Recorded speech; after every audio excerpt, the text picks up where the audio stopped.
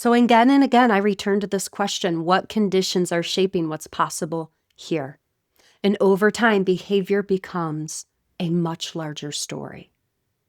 Understanding this creates space for a new type of relationship. Relationships where we notice and name conditions, where we surround an experience not just by how a person is responding, but helping us understand why that person is responding that way. These are quiet invitations to become more honest humans, to become people who can see more accurately, who can name more accurately, and to recognize that life unfolds in context.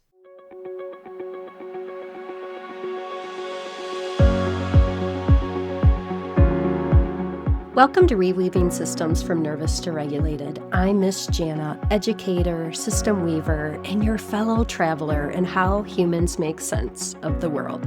This isn't a podcast. This is a nervous system attunement lab. In Season 2, The Bridge begins where the sanctuary leaves off. Not with more noticing, but with what do we do with what we've noticed? Here we explore how experience is shaped by the environments we've lived in, by the relationships we've been a part of, and by the stories we've learned to carry. If you've ever felt responsible for more than your share, or sensed that there's a larger story underneath what you're living, welcome to The Bridge. This is Reweaving Systems from Nervous to Regulated. I'm Miss Jana. Welcome to Season 2, The Bridge. This is our first moonloom arc, and we will be discussing honest visibility. This is the first quarter moon. Something has become a little more visible. We can stay here with whatever is here together. And we have been asking through this moonloom, what conditions are shaping what's possible here?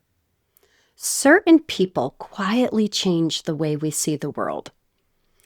Often, they have no idea they've done it. Years ago, I was a kindergarten teacher. Every September, a new group of kids would join my classroom. Each one of them carried their own way of seeing the world, of learning about the world, and meeting the world. One year, there was a little boy who quietly changed the way I understood people. Almost every morning within the first half hour of school, something would happen. Maybe it was a transition, a request, a change in routine. Whatever it was, his world suddenly became too much. And when this happened, we would typically see him throwing something, him kicking something, possibly hitting, possibly screaming and yelling, or also eloping and running away from wherever we were. It was as though the smallest shift could tip the wick, and the overwhelm took over before anyone had a chance to support him or even help catch it. Like many teachers, I responded with everything I had. I redirected him, I encouraged him, I adjusted expectations, I looked for better strategies, and yet the mornings unfolded in much the same way. At that time, I didn't realize it, but something inside me was beginning to change. Over time, I became very curious versus certain. And that quiet shift changed far more than just the way I was teaching. It changed the questions I was asking. Up until then, most of my attention had settled to when the moment was difficult. How did I help him when he was in a challenging mode? What were the ways I supported him when he was overwhelmed? And then what could make these mornings look easier? I realized those questions weren't changing anything about what was happening. So my attention began to drift somewhere else. And I started to notice the moments that felt different. What activities did he naturally gravitate towards? Where in the day did he have natural laughter? Where were the moments where connection seemed to come naturally or he was able to connect easily? The more I watched what was happening when he was doing well, the more another question emerged.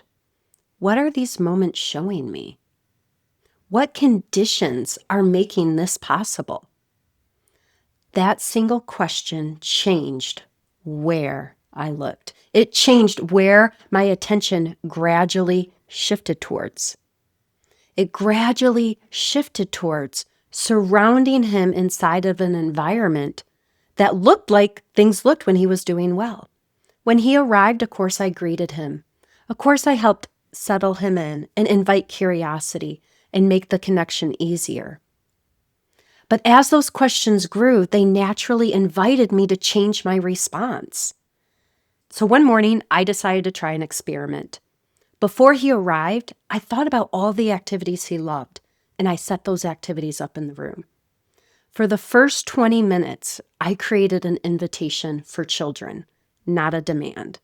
Instead of directing him to follow immediate routine expectations, I instead joined him in his play. We built, we laughed, we wondered together. And something about my classroom began to feel different. Something about him began to feel different.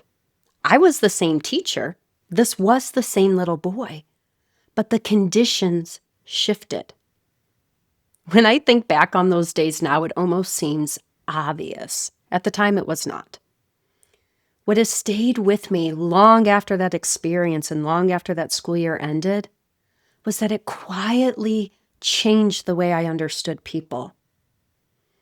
Once I saw the conditions for this little guy, I began seeing them everywhere. I began noticing how easily we explain one another through what we can see, through reactions, decisions, behavior. Yet every person is living within a unique constellation of conditions. So here, we're learning, how do we invite curiosity over certainty? How do we invite some fear? Because oftentimes when we try something new, it doesn't feel familiar. And if something doesn't feel familiar, we might mistake it as feeling like it shouldn't happen. But really, it's just not something we're used to. What I realized is that little boy gave me far more than I ever gave him. He quietly changed the way I learned to relate to people, not in isolation, but within the constellation of conditions they've been living within. This shapes what becomes possible. Once I began seeing this in my classroom, I could connect it everywhere, in families, in friendships, in organizations, in communities, and even within myself. Every person is living within their own set of things that they've had the opportunity to experience and things that they've not had exposure to. Each person becomes something more possible when they can accurately name what has been shaping them. So again and again, I return to this question: what conditions are shaping what's possible here? And over time, behavior becomes a much larger story. Understanding this creates space for a new type of relationship. Relationships where we notice and name conditions, where we surround an experience not just by how a person is responding, but helping us understand why that person is responding that way.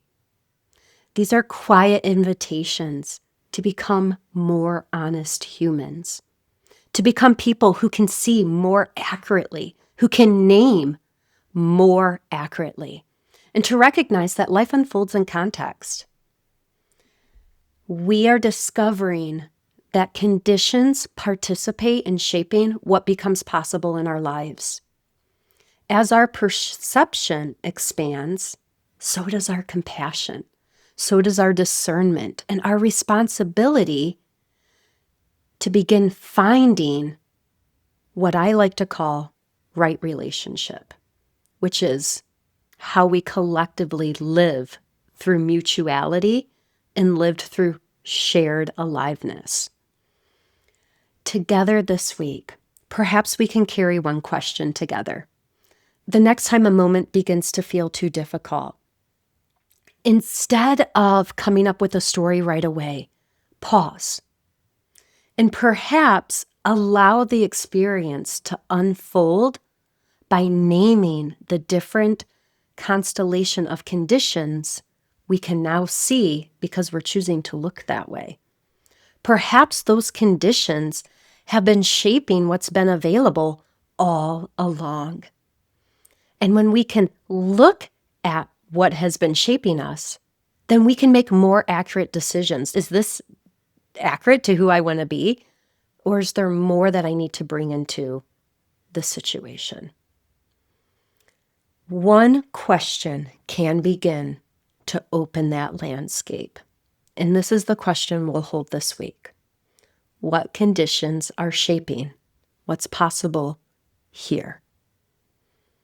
As we head towards the full moon, the invitation isn't to become better at explaining people. It's simply to become a little slower in coming up with our story we use to understand them. So, as you go through your week, what conditions shaped this? You will find that we're going to continue returning to these questions over the moon loom. We're going to return to a specific conversation or maybe a misunderstanding, but a moment that suddenly we sense, wait, there's something more here. And we're going to learn, how do we add more visibility into situations? And for now, that can stay right here. Nothing else needs to be solved, only noticed. Next time, we will begin wondering together, what happens when conditions shaping our experience remained unnamed? What if we can't see the conditions? Because what remains unseen has a way of becoming the story that we tell about ourselves. It's time now to set the threads down for today. The loom holds them gently. And until next time, the weaving continues.